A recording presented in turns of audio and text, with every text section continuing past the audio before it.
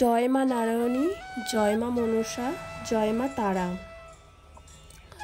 নমস্কার বন্ধুরা, দক্ষিণ 24 পরগনা জেলার সুন্দরবন অঞ্চলের ছোট্ট একটি গ্রাম থেকে মা মান্টু ভিলেজ ব্লগে সবাইকে অনেক অনেক স্বাগত, অনেক ভালোবাসা। তো কেমন আছো সবাই? আশা করি সবাই ভালো আছো, সুস্থ আছো।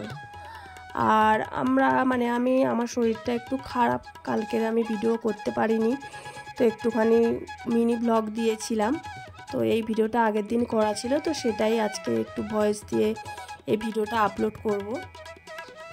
তো এখন বাজে সকাল 6টা, আর এখন থেকে তোমাদেরকে সাথে নিয়ে ব্লগটা শুরু করছি। আশা করি ব্লগটা তোমাদের ভালো লাগবে। তো সকাল সকাল দেখতে পাচ্ছ আমি সংসারের বাসি কাজ সেরে নিচ্ছি। ছড়া দিয়ে ঝাড় দেওয়া হয়ে গেছে, আর বাসনগুলো নিয়ে পুকুরে ধুতে গেছি। তো জানোই তো বন্ধুরা, আমাদের কল আছে, কলে সেরকম একটা জল পড়ে না, তাও এই গরম পড়েছে।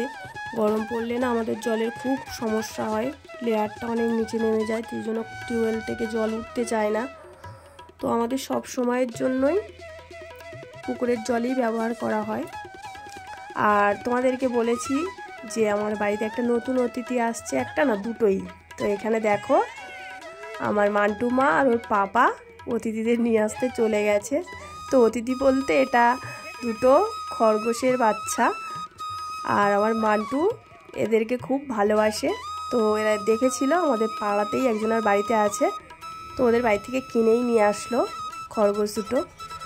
আর এই যে এই খাঁচাটা কেনা হয়েছে ওদের জন্য, ওদের রাখার জন্য। তো এদের নাম কি রাখবো তোমরা একটু কমেন্টে জানাবে। তো তোমরা কমেন্টে জানালে আমার নামটা রাখতে সুবিধাও হবে। তো আমার পছন্দ আর তোমাদের পছন্দ মিলে মিশে দুটো নাম রাখবো দুজনার। আর এইদিকে দেখো আমার মান্টু কত খুশি ওদেরকে পেয়ে। আর একটা জিনিস আমি তোমাদের সাথে শেয়ার করছি, আমার মান্টি যে পরীক্ষা দিয়েছিল, তো সেই পরীক্ষার রেজাল্ট আউট হয়েছে। তো জানোই তো ওখানে ভিডিও করা বারণ, তো সেই জন্য একটু ছবি তুলেই দিয়ে দিয়েছি। আর এই যে এটা আমাদের পুকুরের মাছ, তো পুকুর থেকে ধরেছে, একটা সিলভার কাপ আছে আর সমস্ত বাটা মাছ। তো দেখো এগুলো আমি দুপুরে রান্না করব না, কারণ আমার একটু স্বনির্ভর গোষ্ঠী দলের জন্য একটু ব্যাংকে যেতে হবে, তো তার জন্য আমি এই মাংসটা রান্না করে নেব। তো এখানে দেখতে পাচ্ছ সমস্ত মরিচ মশলা দিয়ে আমি মাংসটা মেখে রেখেছি। এটা হচ্ছে ক্যালভেট মুরগি বলে, সেই মুরগি পুরো দেশি মোরগের মতো। তো জানো তো বন্ধুরা, আজকে না আমার কপালটাও খুব খারাপ, যেহেতু এই রান্নাটা করছি আমি, তোমরা দেখতেই পাবে ভিডিওর মধ্যে। এই রান্না করতে করতে না আমার গ্যাসটা শেষ হয়ে গেছে, হাফ তরকারিটা হয়েছে আর গ্যাসটাও শেষ হয়ে গেছে। তো দেখো এখানে মাংসটা আমি ভালো করে কষে নিচ্ছি।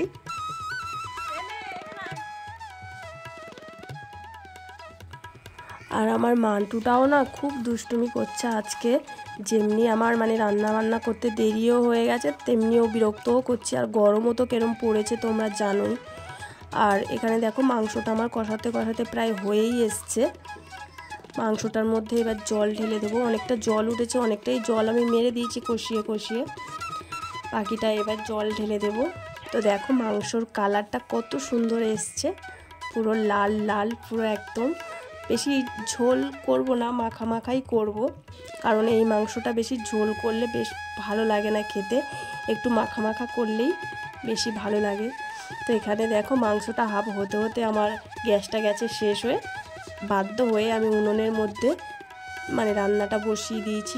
প্রচণ্ড গরম, আর উনুনের ধোঁয়াও হচ্ছে, পুরো ঘেমে নিয়ে একেকার হয়ে গেছে আমি। তো চলো বন্ধুরা, বেলাও অনেক হয়েছে, প্রায় 1:45 বাজে। এবার খাওয়া দাওয়াটা সেরে নেবো, আবার ব্যাংকে যেতে হবে।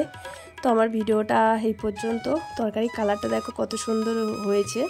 তো তোমরা কিন্তু অবশ্যই কমেন্টে জানাবে কেমন হয়েছে। তো ভিডিওটা এখানেই শেষ করছি। ভিডিওটা যদি ভালো লেগে থাকে তাহলে একটু লাইক করবে, কমেন্ট করে জানাবে, অনেক করে শেয়ার করবে। আর আমার চ্যানেলে যারা নতুন বন্ধু আছে চ্যানেলটিকে সাবস্ক্রাইব করে আমার পাশে থাকবে। তো চলো টাটা।